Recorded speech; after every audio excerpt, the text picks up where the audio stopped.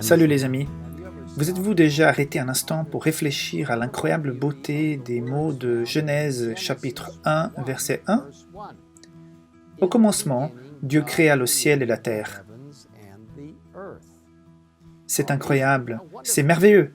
Mais ensuite, le deuxième verset nous en dit plus. La terre n'était que chaos et vide. Vide, c'est un espace vide. Le néant. Incroyable! Dieu a créé la terre, le ciel, le soleil, la lune, les étoiles et les êtres vivants à partir de rien de tout. Quel Dieu créateur puissant et aimant! Pourtant, il est difficile de reconnaître cette incroyable vérité dans le monde d'aujourd'hui. L'ennemi a travaillé dur pour effacer la vérité que nous trouvons dans la parole de Dieu. Dans l'évangile de Jean, chapitre 1, versets 1 à 5, nous lisons « Au commencement, la parole existait déjà. La parole était avec Dieu et la parole était Dieu. Elle était au commencement avec Dieu.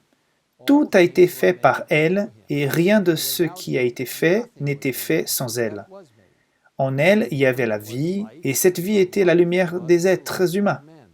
La lumière brille dans les ténèbres et les ténèbres ne l'ont pas accueillie. »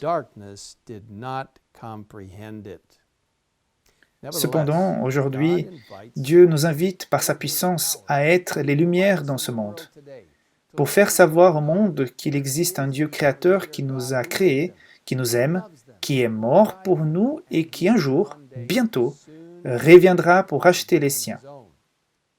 Pour comprendre pleinement le Créateur, il est important d'être dans la nature, où nous pouvons observer et apprécier sa création. Dans le merveilleux livre Les Paraboles de Jésus, on lit ce qui suit.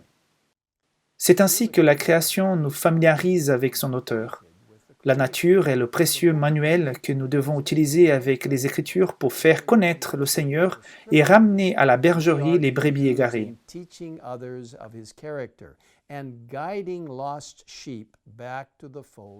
Par l'étude des œuvres de Tout-Puissant, le Saint-Esprit crée en nous une conviction qui n'est pas le résultat de la logique humaine. La simplicité et la pureté des leçons tirées de la nature leur donnent une valeur incalculable. Tout homme a besoin des enseignements qui découlent de cette source.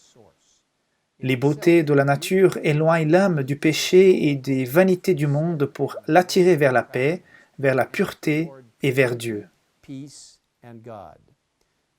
Ainsi, leurs facultés mentales se fortifieront, leurs caractères se développeront et leur vie s'ennoblira. Mes amis, ce samedi à venir a été désigné le sabbat de la création, un bon moment pour réfléchir à la beauté de la création de notre Créateur.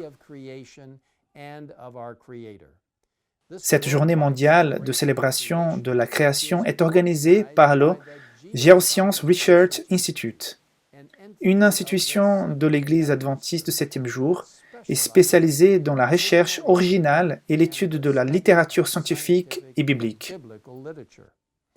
Sur le site creationsabbath.net, vous trouverez de nombreuses et merveilleuses ressources pour vous aider à célébrer cet événement. En conclusion, j'aimerais partager avec vous une courte mais belle vidéo de ce site intitulée « Le chant d'amour éternel de Dieu ». Célébrons ce jour spécial, le sabbat de la création. Que le Seigneur vous bénisse aujourd'hui et dans les jours à venir, en vous rappelant qu'il est notre Créateur, notre Rédempteur et notre ami.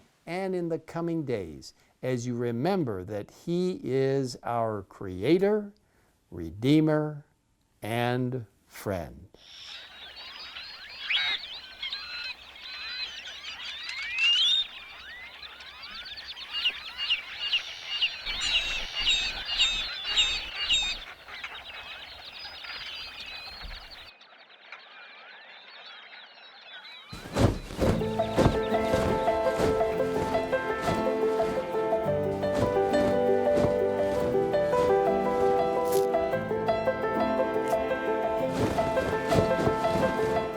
Un rituel nocturne. À la fin de chaque journée, alors que le soleil couchant étend ses ombres ombrées à travers un ciel de quartz rose, ils se rassemblent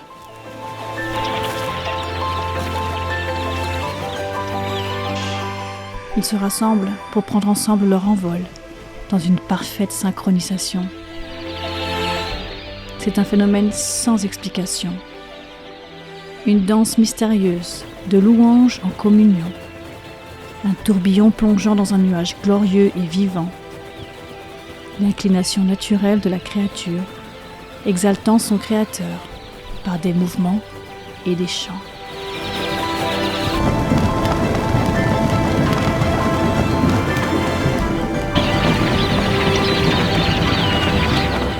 La nature est le chant d'amour éternel de Dieu.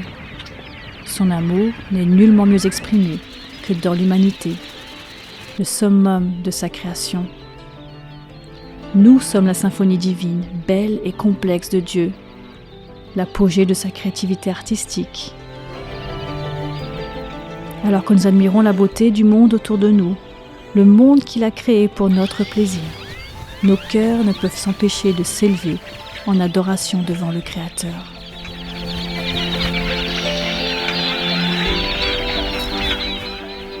Encore et encore, il nous dit, à travers les œuvres qu'il a créées, qu'il nous aime, qu'il désire communier avec nous, qu'il ne nous laissera pas, qu'il ne nous abandonnera jamais.